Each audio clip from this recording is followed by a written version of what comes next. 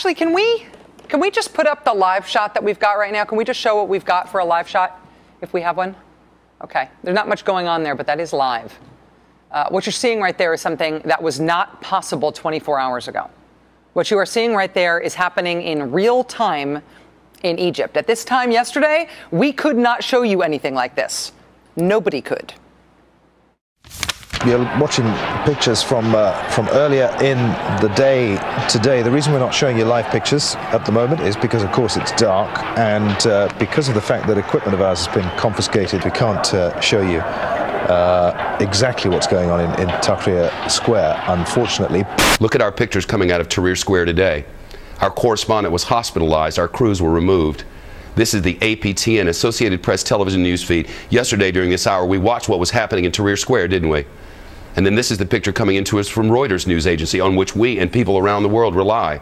These are the pictures that we get out of that country, where their people are being killed and suppressed for saying we need democratic freedoms.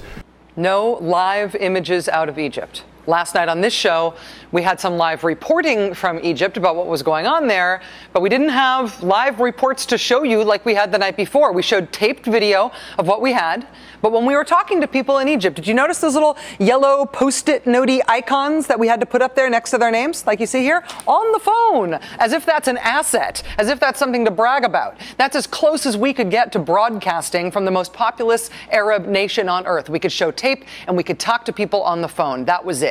Today, though, the live shots are back. Take that. Violence is the strategy that the government of Egypt has been using to try to stay in power, as the people of Egypt try to topple that government. Violence against the protesters and violence against journalists, Arab journalists, Egyptian journalists, Western journalists, all part of a coordinated effort to stop the story from getting out. The strategy that they're using is rather pitiful, but it is sort of effective. Yesterday, at least, it kept us from being able to show you live TV from Egypt. It was not, however, able to prevent another massive demonstration taking place against the government today in Egypt. But 2 days of repugnant medieval violence against the protesters leading up to today may have changed the character of who turned out today after Friday prayers. Reports today described a large, peaceful crowd of protesters in central Cairo, but it was one that was more homogenous than it had been before. Some families, some kids, some women reportedly did turn out today, but the crowd looked to be more male than it had been. The very young, the very old, and women were less evident today after those 2 days of bloodshed that we saw leading up to today. 50 years ago, 51 years ago to the day, actually, the Greensboro, North Carolina lunch counter sit-ins were just starting. Anti-segregation activists began challenging the whites-only policy at Woolworth's lunch counters with a protest that was blisteringly confrontational and also totally nonviolent. The strategy used by the defenders of segregation at the time was violence. The strategy of the opponents of segregation was a form of confrontation that was scrupulously nonviolent. Nonviolence was the key to their success. In the face of violence against them, these demonstrators essentially remained passive and stoic. This is from the New York Times on February 5th, 1960. In a few cases, the Negroes were elbowed, jostled, and shoved. Itching powder was sprinkled on them, and they were spattered with eggs. A Negro youth was knocked from a stool by a white beside whom he sat. A bottle of ammonia was hurled through the door of a drugstore there. The fumes brought tears to the eyes of the demonstrators. In most cases, the demonstrators sat or stood at store counters, talking in low voices, studying or staring impassively at their tormentors. It is so contrary to human nature to not react to violence with violence of your own, to just take it.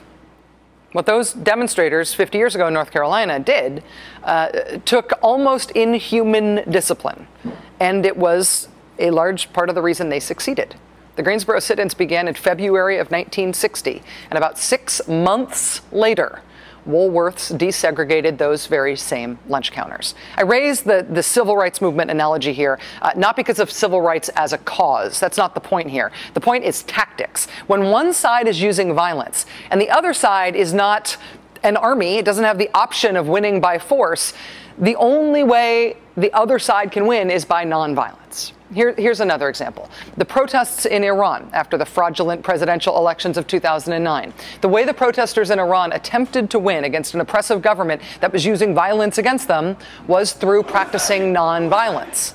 You might remember during those protests, the Iranian government sent their secret police force into the streets, the Basij, right, to attack and provoke anti-government protesters.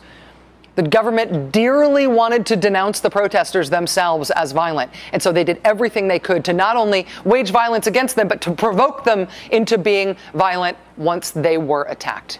In response to that state violence, the protesters in Iran came up with a tactic of their own. You may remember us running this clip at the time when we were covering this. The first thing, it's about 30 seconds long. I want you to watch it and watch carefully, because the first thing you'll notice is that these anti-government protesters are remaining essentially silent. Miles-long protest in the street, and you can hear a pin drop. Then about halfway through the clip, you'll hear one of the protesters yell, "Besiege." It's a warning that the brutal secret police are coming.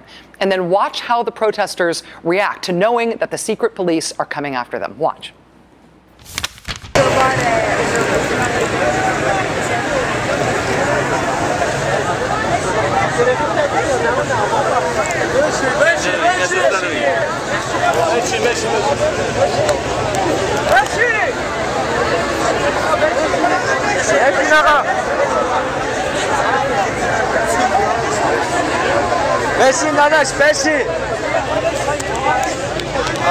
The Basij come by. The protesters spread the word that they're there.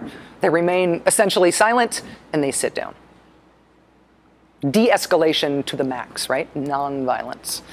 The point here is not to compare the cause for which these protesters are protesting, whether it's civil rights or what the Iranians are protesting for or whatever. The point here is not the causes. That's not the analogy. The point is tactics. In Egypt, the violence against protesters being used not just to crack heads, but to provoke the kinds of rioting and destruction that we've seen over the past couple of days, to provoke that sort of violence in order to justify a martial crackdown on the protesters and thereby keep the government in power. Today was what the protesters declared to be a day of departure in Egypt. President Hosni Mubarak did not do what they want. He did not depart. The next protest is due to be on Sunday. After that, the next one's due to be on Tuesday. After that, the next one is due to be on Friday. This movement shows no signs of letting up. So is this revolution capable of sustaining itself and using the type of tactics that are the only tactics that win against violence?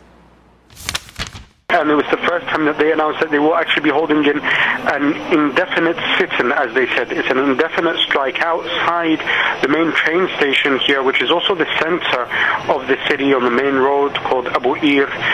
They will be holding that sit-in until and unless President Hosni Mubarak leaves office. Al Jazeera reporting on what protesters are planning to do in Alexandria, in Egypt's second largest city. An indefinite sit-in. Physically passive, classically nonviolent tactics. In Alexandria today, things took a turn toward a textbook, sustainable, nonviolent, can't-be-provoked movement. What does that mean? Joining us now live from Cairo is NBC News chief foreign correspondent Richard Engel. Richard, thank you once again for staying up till an ungodly hour and joining us. No, it's always a pleasure. How are you, Rachel? I'm great. Tell us what it was like in Cairo today on the day of departure. This was really more of a victory celebration. It was supposed to be a march to the palace. It was supposed to be a demonstration demanding that President Mubarak leave tonight. It was planned about a week ago.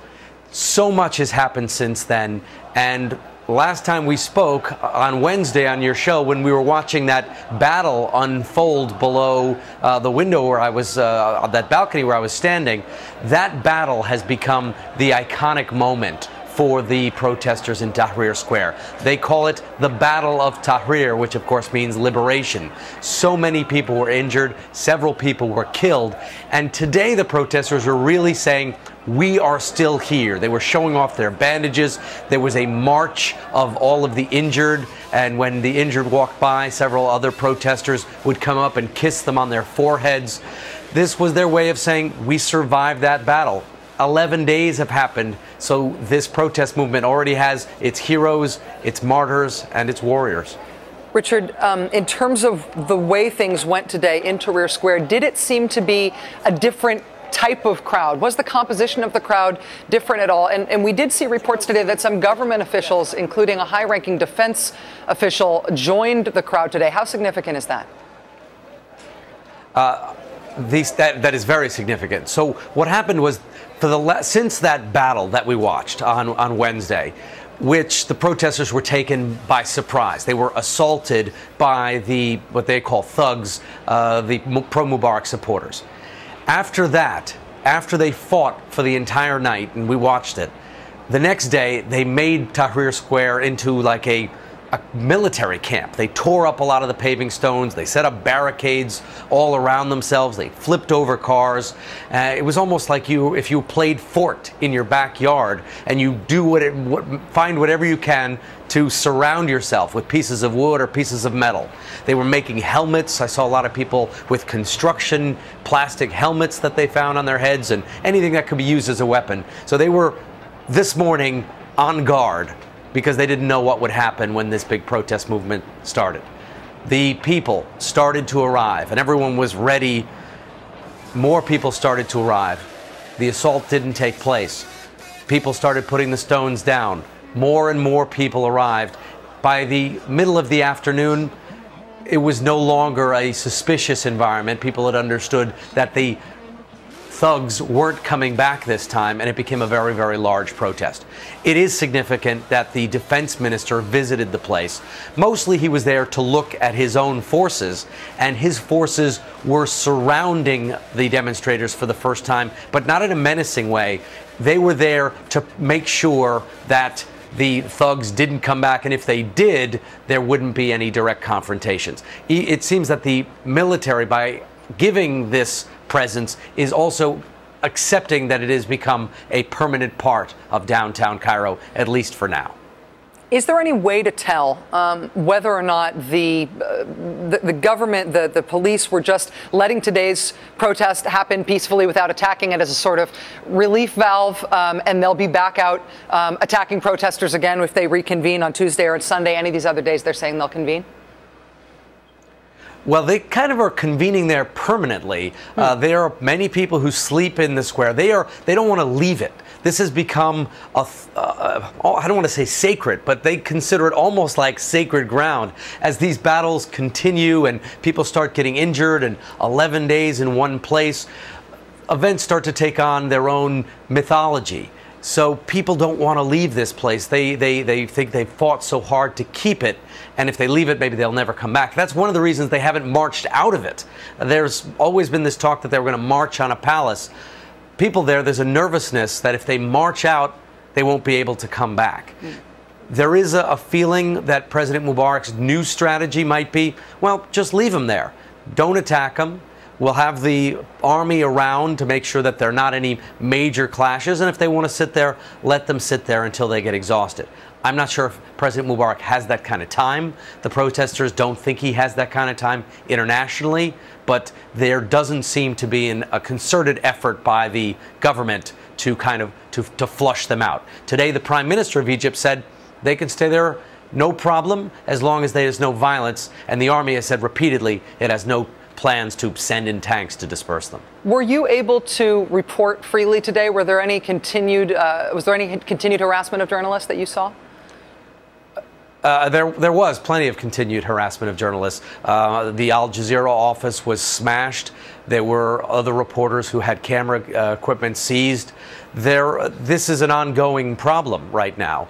And you have two people to be concerned about as a Western journalist, or really any journalist, but particularly Western journalists in the current circumstances. One, and your most immediate and real concern, are the pro-Mubarak supporters. They hate us, and they will look for us and chase us down and grab our equipment and beat us up. They think, and are being told by the state media, which is the more insidious connection here, or the most obvious insidious connection, that foreign journalists are to blame for this, that we're in a conspiracy with big business and Islamic groups.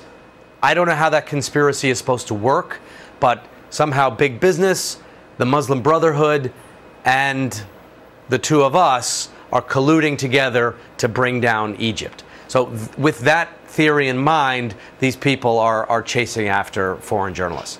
The other group you have to worry about is the government, because they don't like that all this bad publicity is coming out, and so there's the classic, clobber the messenger tactic. Not that that is able to, keep the message from getting out when everyone has, Twitter and Facebook and things like that. It's a very old-fashioned system. 20 years ago, if you wanted to stop the coverage, you just switched off the signal and arrested the reporters. That's no longer the case, but they can't arrest all and take all the cell phones from everyone in the square, so they take their anger out on us. The demonstrators themselves were very welcoming to us. Once you get into Tahrir, you're embraced, the people are very excited to see you. It's moving around the city that's more of a problem. NBC News chief foreign correspondent Richard Engel reporting tonight from somewhere in Cairo. Richard, stay safe. Try to get some sleep, my friend. Thanks again. My pleasure. Among the forensics yet to be done on the American reaction to what's going on in Egypt is how on earth we had no clue it was coming. The answer is actually the same as it has been over and over and over again. America is not very good at spying. The history and the present of that coming up.